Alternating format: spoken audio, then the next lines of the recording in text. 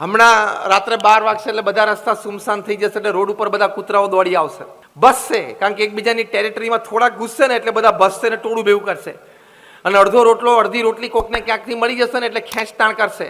અને એક્ઝેક્ટલી 12 કલાક પછી કાલે બપોરે 12 વાગે કોર્પોરેટ ઓફિસમાં બેસીને 3 પીસ સૂટ પહેરીને ટાઈ પહેરીને અડધા એકર માટે જ થશે. જે રાત્રે 12 વાગે રોડ ઉપર અડધા રોટલા માટે થાય છે, એટલે બીજા દિવસે એક્ઝેક્ટ 12 કલાક પછી 1 એકર માટે, અડધા એકર માટે, 1 વીઘા માટે, અડધા વીઘા માટે, 1 શેઢા માટે પણ એ જ થશે. 7-12 નામ નંખાવી દેતું એ તો કઈ પશુ જેવા ધંધા કરે. નીતિમત્તા અને પ્રામાણિકતા નહીં હોય, તમને તાત્કાલિક લાભ થઈ જશે અને મજા પણ આવી જશે. કાયદો કાયદાનું કામ કરશે અને ભગવાન પાપ પુણ્યનું એનું કામ કરશે.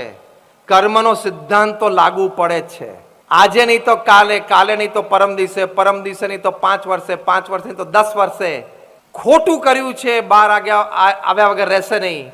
The world is round, it does not have any corners, it does not have the place to keep your wrongs.